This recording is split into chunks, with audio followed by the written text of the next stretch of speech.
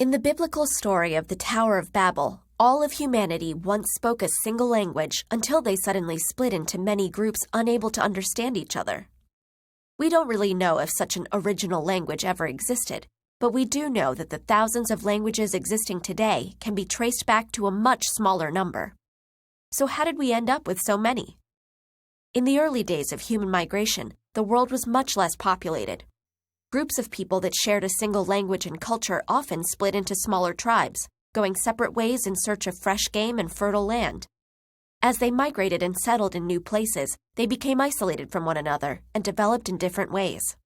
Centuries of living in different conditions, eating different food, and encountering different neighbors turned similar dialects with varied pronunciation and vocabulary into radically different languages, continuing to divide as populations grew and spread out further.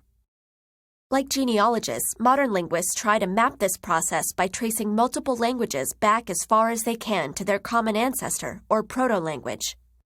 A group of all languages related in this way is called a language family, which can contain many branches and subfamilies. So how do we determine whether languages are related in the first place? Similar-sounding words don't tell us much. They could be false cognates or just directly borrowed terms rather than derived from a common root.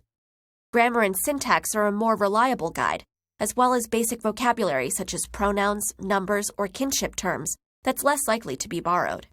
By systematically comparing these features and looking for regular patterns of sound changes and correspondences between languages, linguists can determine relationships, trace specific steps in their evolution, and even reconstruct earlier languages with no written records. Linguistics can even reveal other important historical clues, such as determining the geographic origins and lifestyles of ancient peoples based on which of their words were native and which were borrowed. There are two main problems linguists face when constructing these language family trees. One is that there is no clear way of deciding where the branches at the bottom should end. That is, which dialects should be considered separate languages, or vice versa. Chinese is classified as a single language, but its dialects vary to the point of being mutually unintelligible, while speakers of Spanish and Portuguese can often understand each other. Languages actually spoken by living people do not exist in neatly divided categories, but tend to transition gradually, crossing borders and classifications. Often the difference between languages and dialects is a matter of changing political and national considerations, rather than any linguistic features. This is why the answer to how many languages are there can be anywhere between 3,000 and 8,000 depending on who's counting.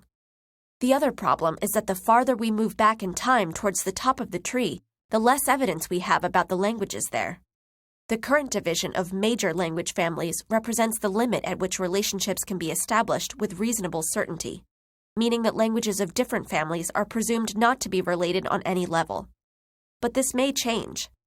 While many proposals for higher-level relationships or superfamilies are speculative, some have been widely accepted, and others are being considered, especially for native languages with small speaker populations that have not been extensively studied. We may never be able to determine how language came about or whether all human languages did in fact have a common ancestor, scattered through the babble of migration. But the next time you hear a foreign language, pay attention. It may not be as foreign as you think.